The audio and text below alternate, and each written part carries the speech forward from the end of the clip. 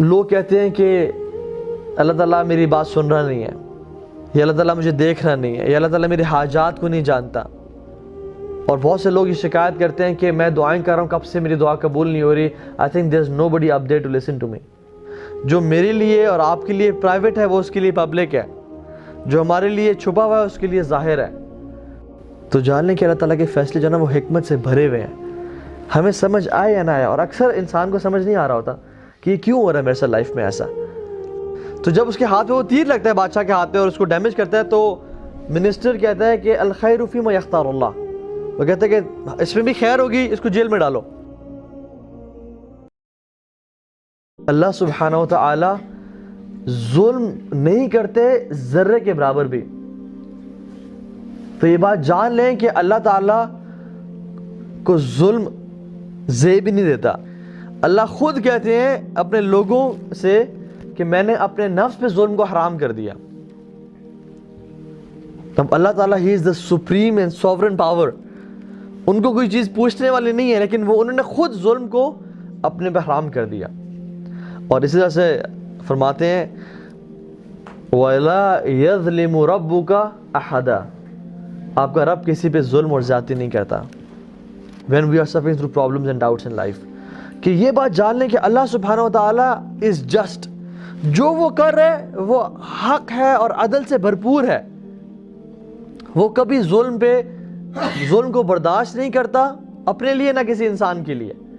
اس کا فیصلے عدل و انصاف سے بھرے ہوئے ہیں. اور this has amazing benefits in our life.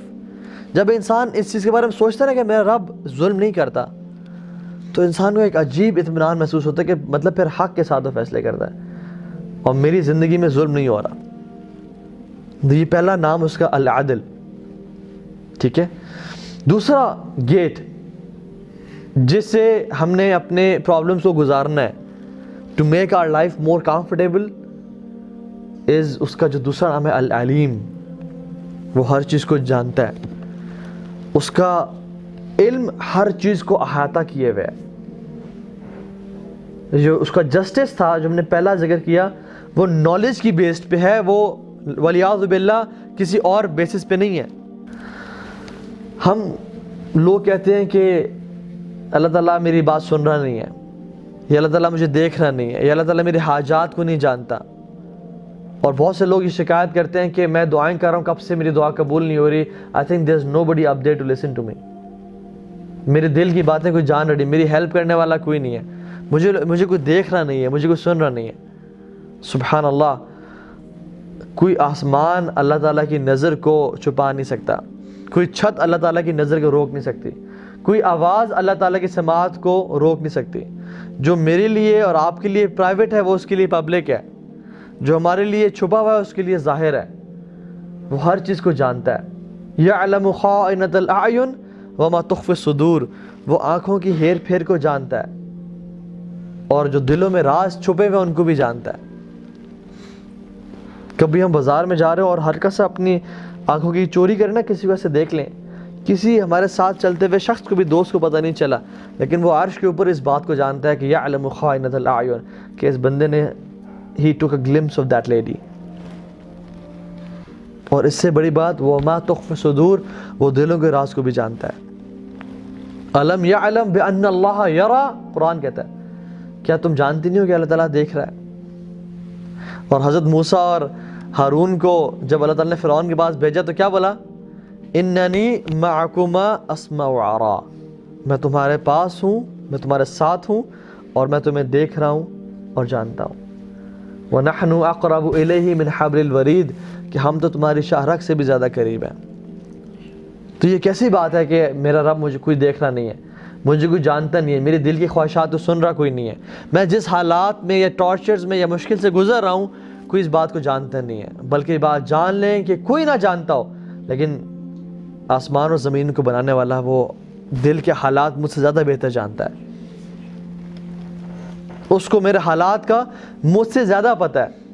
قرآن میں فرماتے ہیں وَعِندَهُ مَفَاتِيحُ الْغَيْبِ لَا يَعْلَمُهَا إِلَّا هُوَ، اس کے پاس زمین و آسمان کی چابیاں ہیں، غیب کی چابیاں ہیں.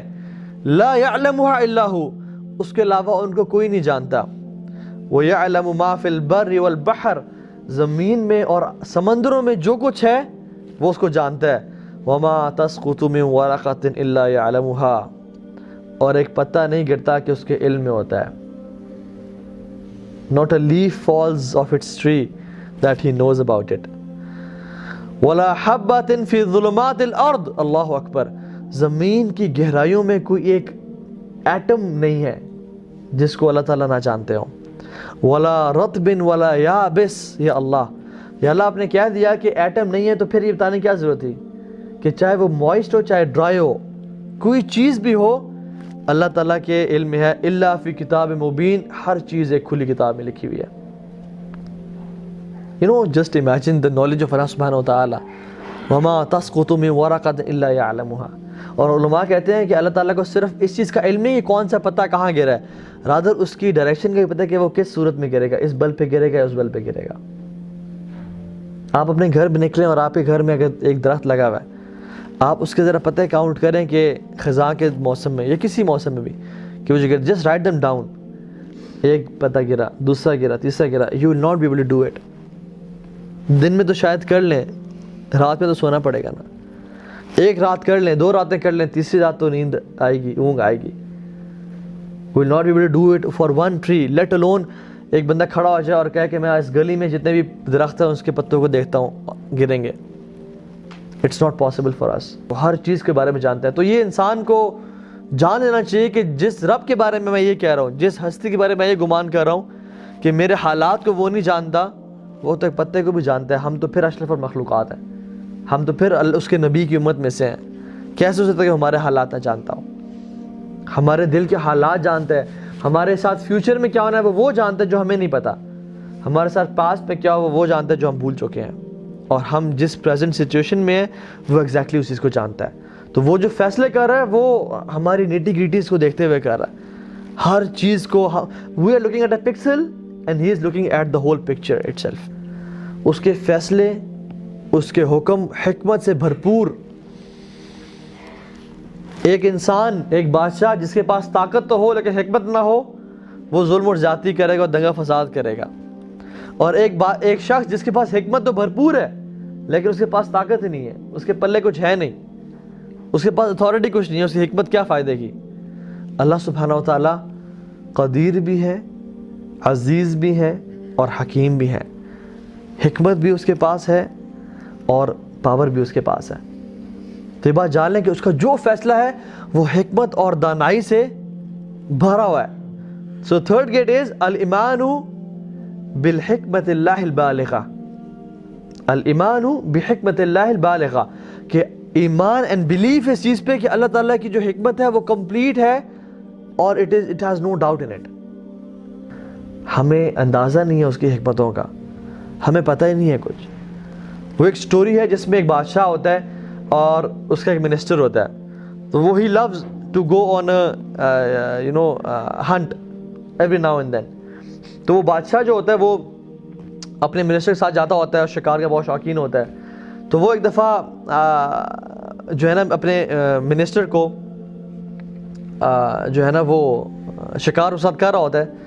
تو ہوتا یہ ہے کہ منسٹر سے مس فائر ہوتا ہے اور وہ بادشاہ کے ہاتھ پہ لگ جاتا ہے اور بادشاہ کی انگلی کو ڈیمیج کر دیتا ہے. تو بادشاہ جو ہے نا اس کو غصہ آتا ہے اس چیز پہ اور وہ کہتا ہے کہ اس منسٹر کو جیل میں ڈال دو. یہ جو شخص ہے نا یہ شخص قابل ہی نہیں ہے کہ منسٹر بنایا جائے.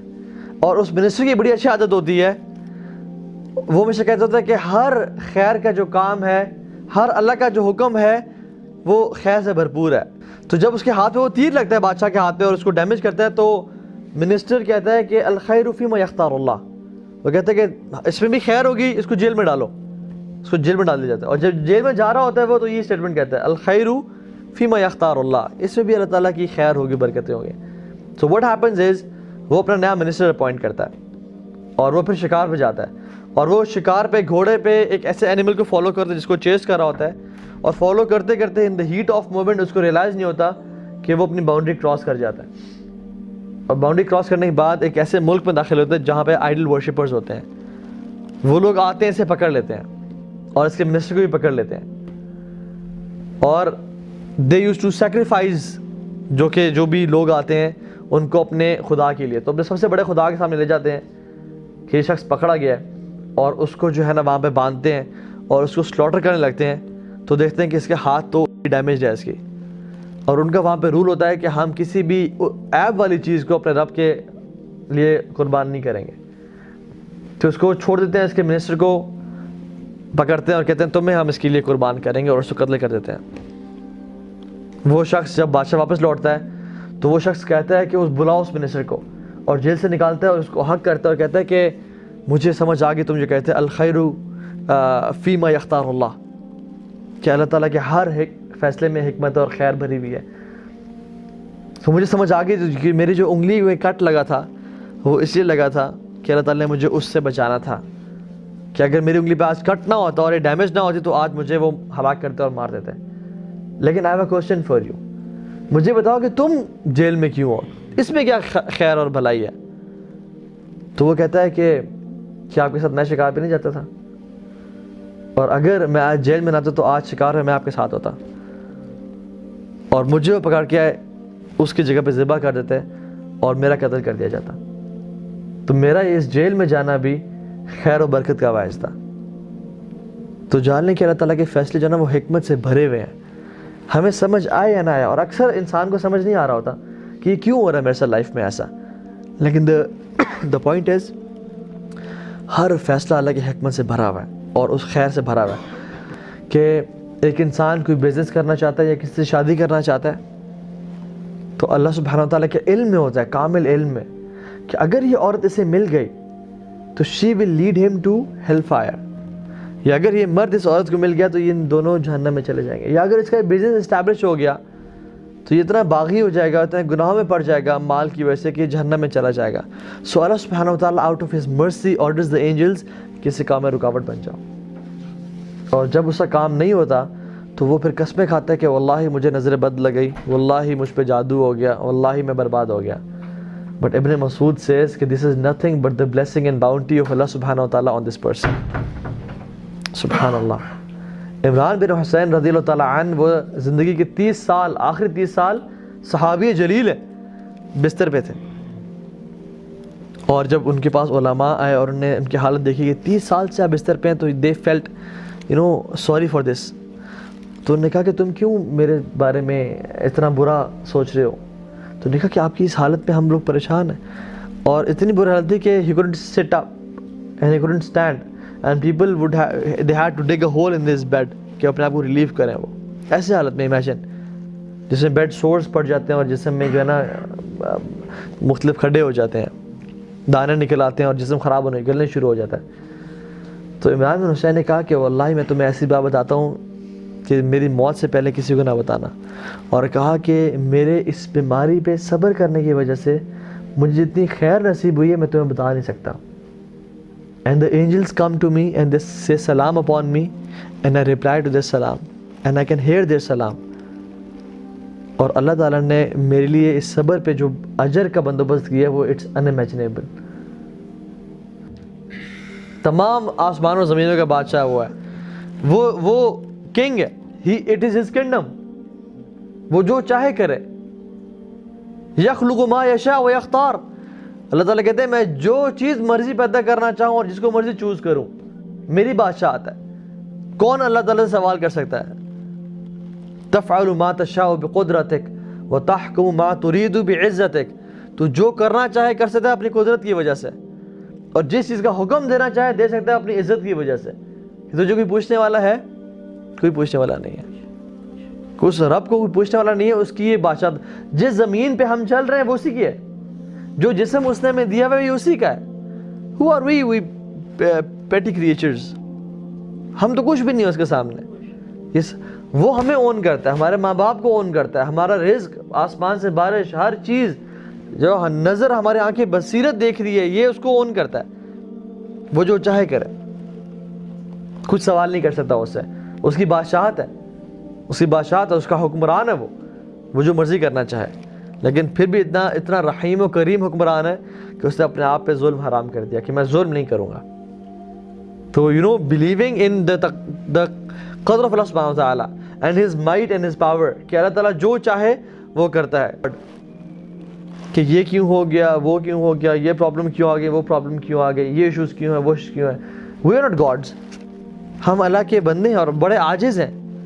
ہم تو آکسیجن کے محتاج ہیں. ہمیں آکسیجن نہ ملے تو ہمیں ہزاروں روپے دینے پڑ جائیں گے ہاسپٹل میں آکسیجن لینے کے لیے, اور اگر وہ بھی نہ اللہ تعالیٰ چاہے تو ہم مر جائیں گے.